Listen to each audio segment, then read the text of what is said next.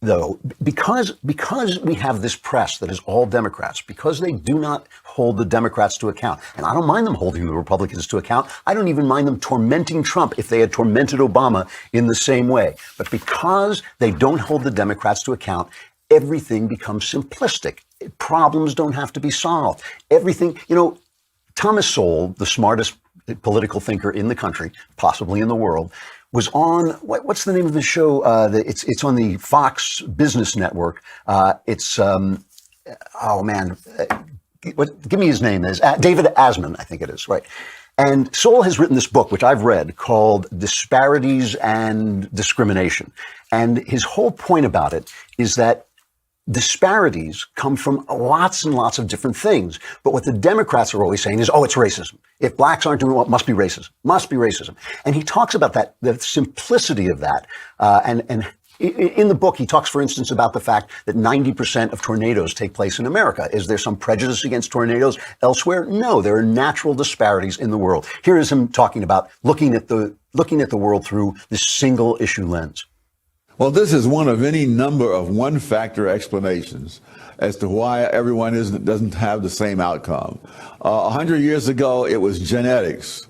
At other times and places, it was exploitation. But again, these are ideas that sound plausible. But when you do research, you discover that everywhere you turn, there are 1,000 reasons why people don't turn out the same. It goes right down to the family. In the first chapter of this book, I point out that the firstborn has higher IQs than his siblings. And later life has more achievements. Among astronauts, for example, of the 29 astronauts in the Apollo program that put a man on the moon, 22 were either the firstborn or an only child. Now, if you can't get equality among people born to the same parents and raised under the same roof, why in the world would you think you're going to get it among people who've had such different histories and cultures around the world?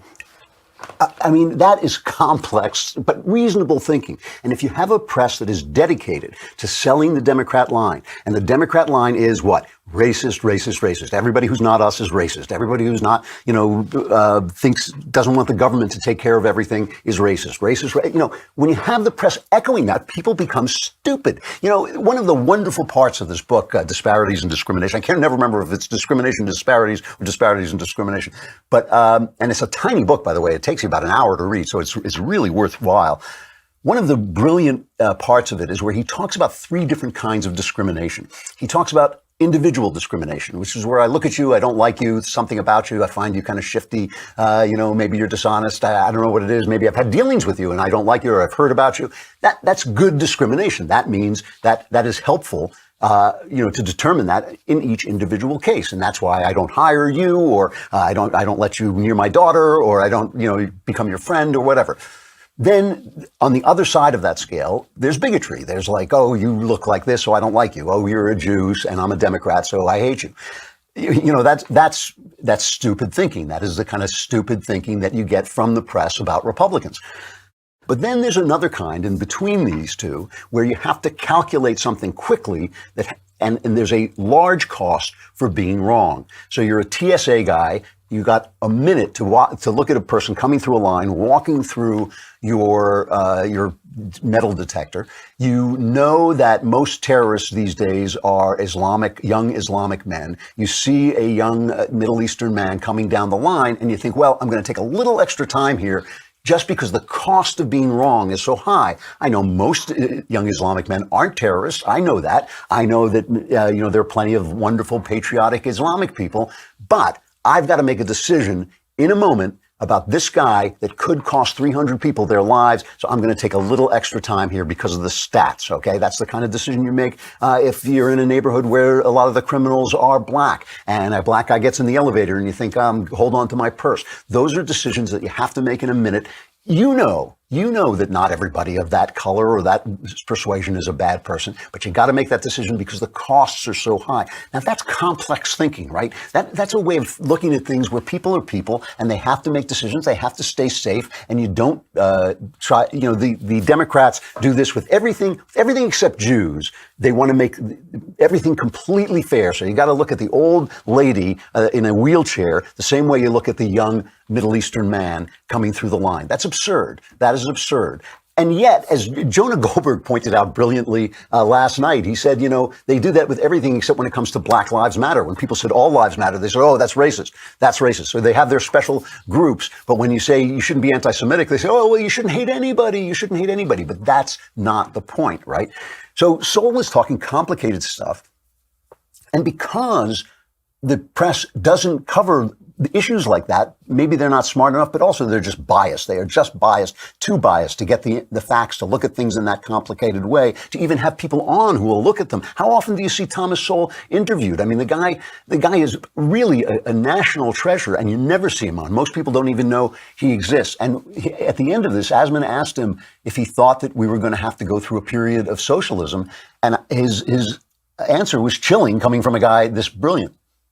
The future of America. I mean, do you think that we are destined to go through a period of socialism, a period where these ideas that have not worked, no matter where they've been tried, and certainly wouldn't work here, will be tried here and could bring down our country? Well, the predictions of economists do not encourage me to go far in that direction.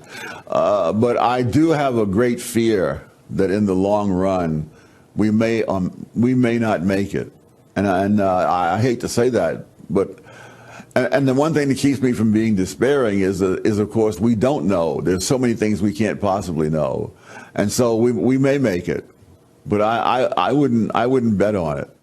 So you've got a press that is in crisis mode when the country is actually not in crisis. I mean, all of this Russian collusion thing is nonsense. You can investigate Trump forever. I'm sure you'll find something about him or anybody, and certainly anybody who worked in the New York real estate market. You'll find something eventually. That's not a crisis. It's not a crisis. Trump being president is not a crisis. I don't care what they say. I don't care what Trump says. Trump is not a crisis. The country is doing well. It's got problems, and those problems would be fixed. You know, I mean, it's like the border. It's like the border. If they would stop, if they just didn't hate Donald Trump so much, they could fix the problems at the border immediately. I mean, this, you know, it needs some barriers. It needs some more enforcement. It needs to change the laws about sanctuary, about coming in and asylum and asking for asylum. That's the big problem we have on the border, is that it's not people sneaking in. It's people can come in and ask for asylum. And there have been laws and court rulings that force you to release them. You can't hold them for, I think, more than 72 hours. And as a result, they disappear into the country. So this is all a problem of the press. If people were more informed, people have gotten less informed. As we've had more and more media, people have gotten less informed. And the media likes to say, well, it's because we have all this stuff like Fox News. Hey, listen, Bret Baier does a better job than all of the networks put together. You know, Chris Wallace, a better job than all of the networks put together. So what do the Democrats want to do? They want to demonize Fox News. They want to silence Fox News. They want to have that monopoly we always talk about information. That is the whole game plan of the Democrat Party, because their policies never work, because they can have a president in for 8 years who can't even get a dead cat to bounce. They depend on your ignorance. They depend on silencing you on Twitter and on Facebook and on the news. I mean, now the Democrat National Committee has banned Fox from hosting any of the party's 2020 debates, right? They've already got like 14 candidates. They're going to have more than 20 before they're through, but Fox can't host any of those debates. Here's Perez, the head of the DNC, telling why. Our second North Star principle in these debates is to make sure that whichever network runs them ensures that our candidates are treated fairly. Now, you had the video before of Chris Wallace. I have great respect for Chris Wallace, and my concern is not about Chris Wallace. It's about people above Chris Wallace, because what we have seen now, and it's been really most recently now in the New Yorker story, is that at the highest levels of Fox News, they're not playing it straight. And again, this isn't about Chris Wallace. I have respect for him, but I do not have the confidence that we need to take such an important part of the nomination process, these debates, and trust them to folks who at the top levels are consulting Donald Trump before they do anything. I couldn't do that. All of which, by the way, would make a certain amount of sense if all the other networks weren't Democrats. They're all Democrats. They're guys like George Stephanopoulos, who they have fronting the network, who's a Clinton hack, and they have been fronting the network because they're so corrupt, they're so ideologically corrupt, they don't care if you know it. They don't care. You know, it's like government in Chicago. At some point, you get so corrupt, you just don't care that everybody can see what you're doing. You know, even some of the lefties, Kirsten Powers, Anderson Cooper, were talking about this. Have we got that clip? Listen to what they had to say.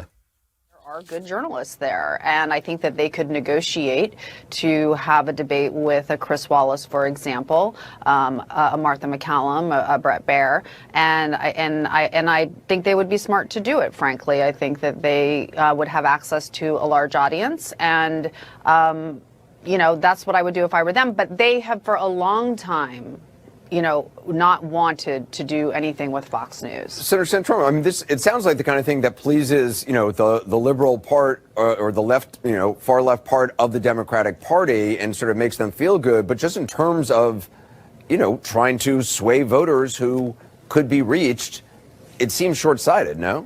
Yeah, what are they afraid of? I mean, as Kirsten mentioned, there's legit journalists over there. It really is. Well, of course, what they're afraid of. They're afraid of the questions they will not get asked. They will not get asked tough questions by guys like Stephanopoulos. It's just not going to happen. They'll ask hard questions of the guys they don't like, but they won't ask questions about the essential attitudes and policies of the Democrat Party, which do not work. You know, life in America right now is pretty good. Like I said, there are problems. A lot of those problems could be addressed and solved if we had a media that reported the world as it was, one, and two, held both parties to the same standards, held them to account, and looked at the world a little bit more, with a little bit more complexity, like someone like Thomas Sowell. Man, this country would really be rocking right now, and you wouldn't have that feeling you have that things are going out of control. They are not.